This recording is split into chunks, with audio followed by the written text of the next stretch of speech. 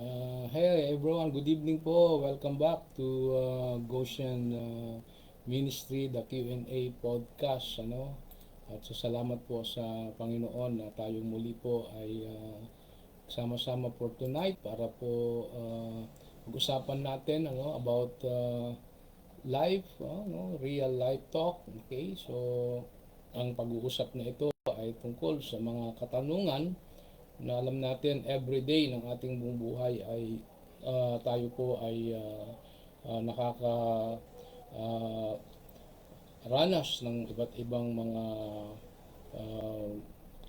mga tanong sa ating buhay. So again, I am your host, Pastor Edric, and tonight we're tackling one of the most painful and honest questions that ever been asked. No? Ano po yung tanong na yon?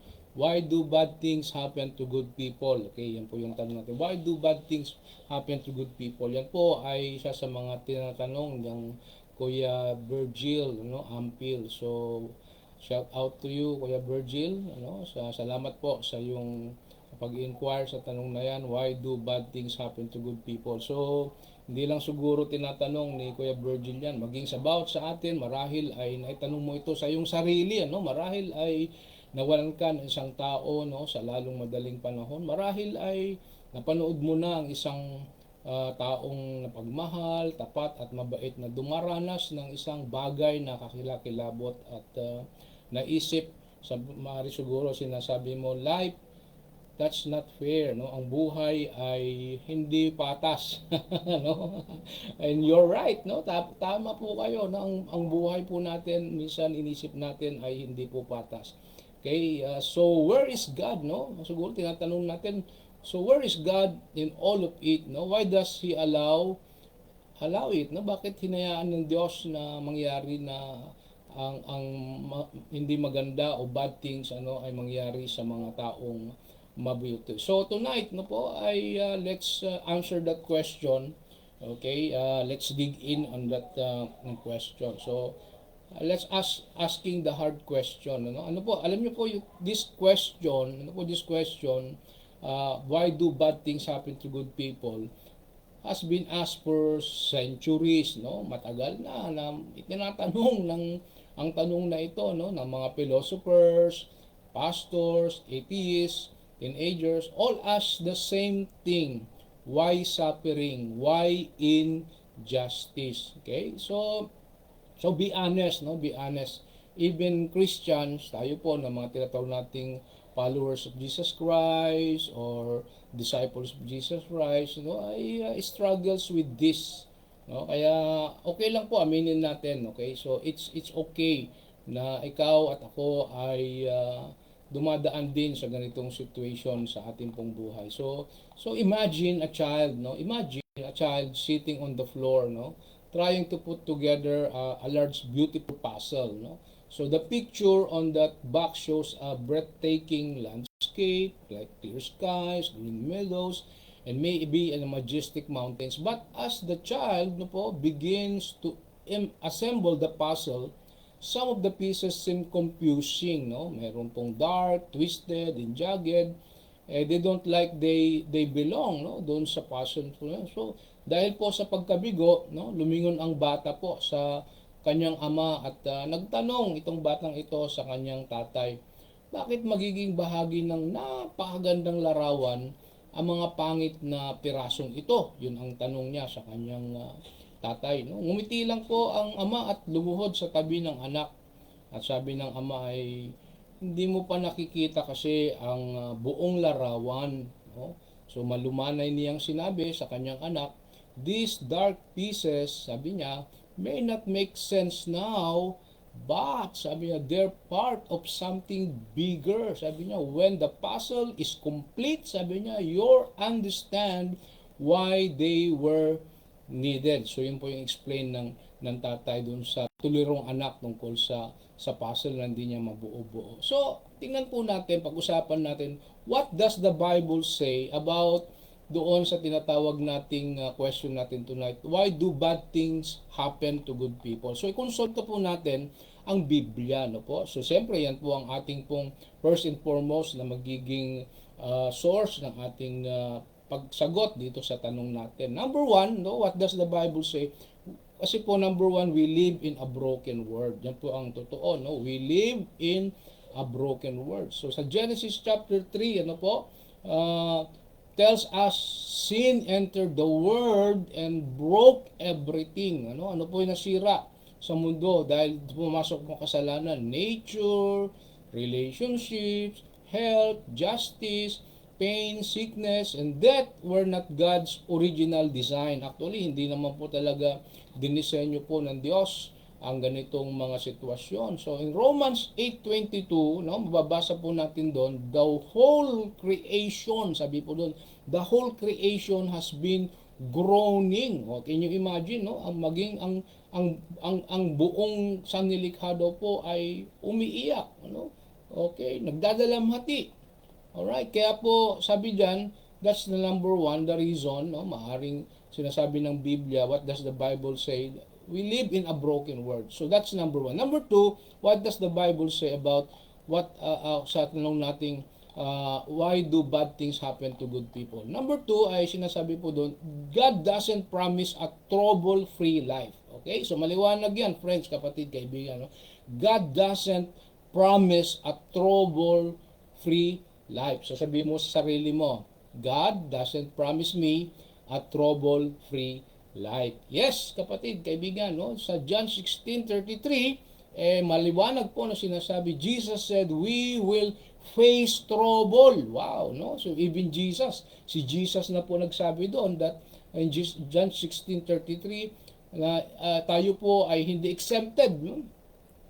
At maging si Jesus mismo, our Lord Jesus Christ, okay, our Savior, hindi po siya na-spare sa tinatawag nating suffering or trouble or doon sa suffering, sa bad things happen na nangyari po sa kanya.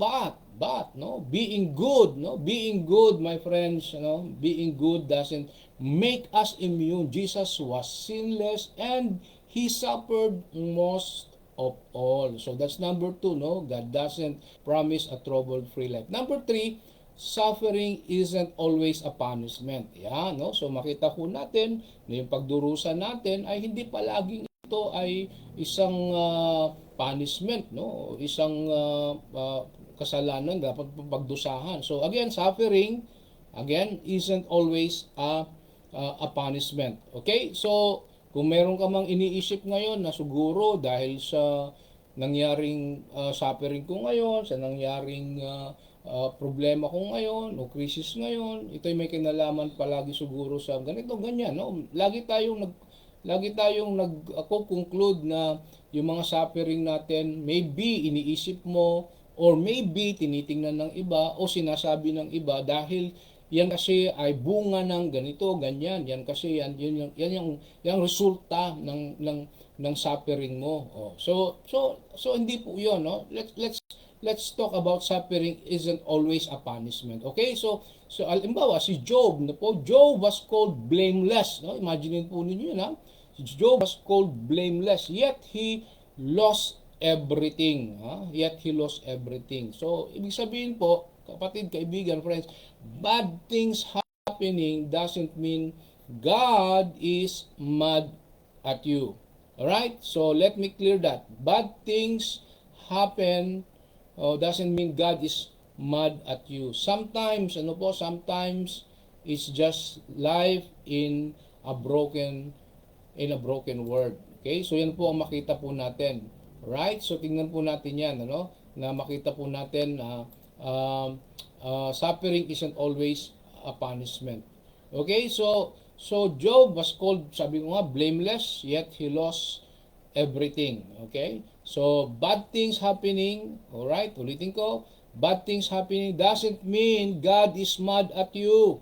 Okay, hindi galit sa iyo ang Diyos, hindi kanya pinaparusahan dahil sa suffering mo. So sometimes, sabi ko nga po, it's just life in a broken world. So that's number 3, no? Suffering isn't always a punishment. Number 4, kapatid, God is with us in suffering. Wow, this is good news. Ito po ay maganda, no?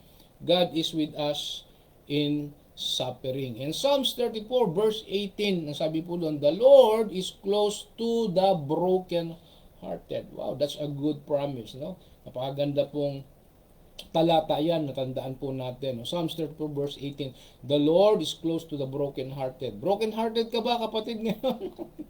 May mga sa puso mo ba may mga kirot? Wow, God is not far from our pain. Wow, that's true, kapatid, no? God is not far from our pain. He draws near to it, no? Sabi ko nga po, even Jesus, the Son of God, ano, hindi na spare sa suffering. So God is with us, but remember this, no? Remember this, my friends.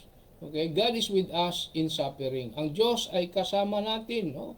Okay? Sa panahon na tayo po ay may mga pinagdadaanan o may mga dalamhati, anumang mga bagay na sa palagay mo ay masaklap, masakit, o hindi mabuti sa iyong buhay. Now, what can we do with this? Ano ang gagawin natin kapag tayo po ay nakakaranas o marahing we feel like tayo ay nagdurusa na sa ating mga buhay? Ano ang isipin mo? Anong gagawin mo? Ano ang magiging dapat mong katatayuan? What can we do with this? Number one, kapatid, ito, pilista mo, no? Lista mo, no? Piliing magtiwala sa karakter ng Diyos. Amen? Kahit na hindi mo naiintindihan, no, ang kanyang mga action, okay, piliin mo pa rin na magtiwala sa Diyos, no, sa karakter ng Diyos. That God is good, God is faithful, God is great, no? God is omnipotent, omniscient, and omnipresent sa buhay ng bawat sa atin. So, pangalawa, kapatid, alamin na ang sakit, ano? Alamin na ang sakit ay hindi ang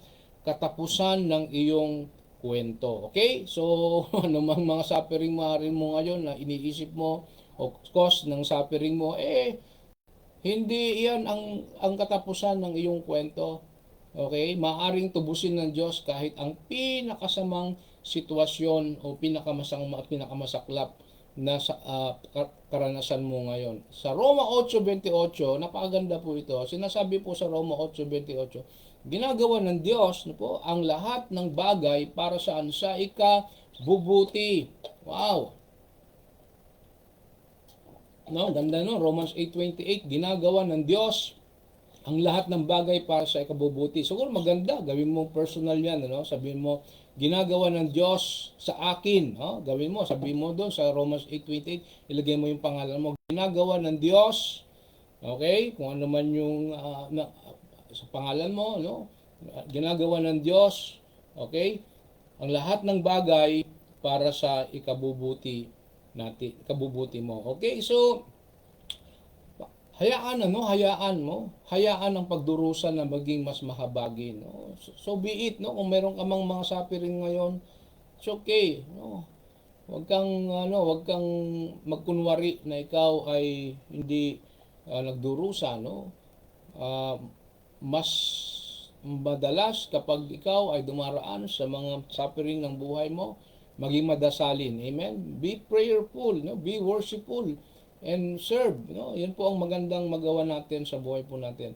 Alright, so maglakad kasama ng iba sa kanilang sakit. So walk with other people na palagay mo ay may mga dumaan sa suffering, no? Ikuwento mo sa kanila ang iyong karanasan, ang iyong pagdadalamhati, pagdurusa, at gayon din, no? Makakatagpo ka dahil sa kwento mo, makikita mo na nagre-release ka, no?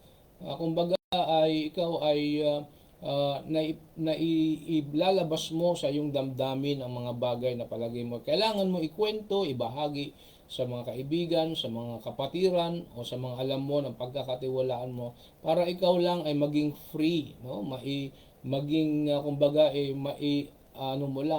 mailabas mo lang ang hinanakit, ayan, ang pagdurusa o suffering. So kung minsan ang layunin natin ay matatagpuan sa kung paano natin aliwin ang iba. So share it, no? Share it, your suffering sa iba. So God doesn't always give us answer. Yan po ang totoo, no? Yan po ang totoo. God doesn't always give us an answer. Kaya alam niyo po, pag tinatanong ako ng iba, Pastor, bakit ganito ang pinagdadaanan ko? Bakit ganito ang nangyayari sa aming pamilya, sa negosyo ko, sa pag-aaral ko, sa relationships ko? So, God doesn't always give us answers. Okay?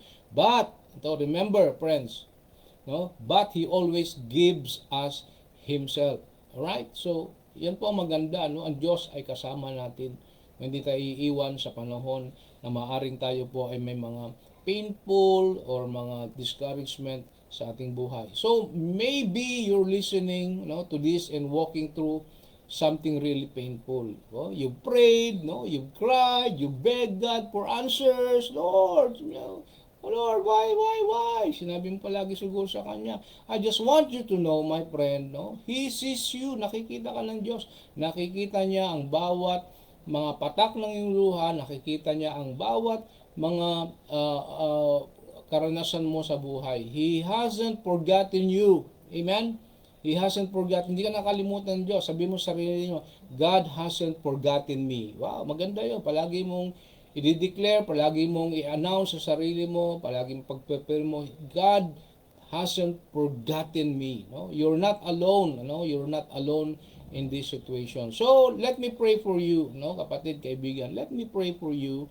Kung kayo ay ang podcast na ito ay nakatulong sa nag-encourage sa iyo, o ikaw man ay nasa panahon na maaring tinatanong mo ang tanong, why God, no? Why bad things happen to me? Okay? So, tonight, I want to pray for you. Let me pray for you, no? Let me pray for you. Let us pray. God, Abba Father, Lord Jesus, and Holy Spirit, for every person listening now in this podcast who feels confused, discouraged, or in deep pain, draw near, O God, draw near.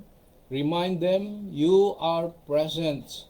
Even when the world is falling apart, strengthen, O God, the faith and give them peace that passes understanding. Ama sa langit, kami po ay lumalapit sa iyo. Inaamin po namin, yes Lord, nagiging honest kami na may mga suffering, situation, painful, discouragement, crisis sa aming buhay. At nagiging tapat po kami sa puso po. Ang ilan marahil na narito, nakikinig ng podcast na ito ay nalilito.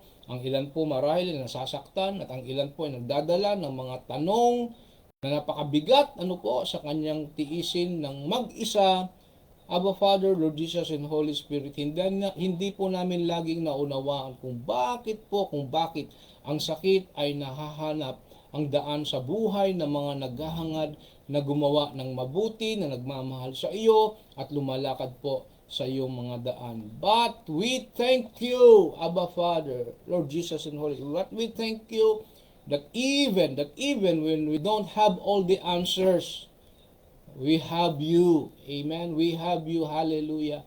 We thank you that you are not a distant God, but one who draws near to the brokenhearted and understands our suffering because you suffered too. Tulungan kaming magtiwala po ng iyong kabutihan ay hindi limitado po sa aming mga kalagayan. Tulungan kaming maniwala po na kahit na parang hindi patas ang buhay, ikaw ay makatarungan pa rin, tapat pa rin, at pinagtutulungan pa rin ang lahat ng bagay para po sa aming kabutihan. Bigyan mo po kami ng mga mata na makakita po sa kabila ng kasalukuyang sakit, pagdadalamhasi, problema at suliranin, at mga pusong nakaangkla po sa pag-asa po ng iyong walang hanggang plano. Strengthen, O God, strengthen those who are weary today.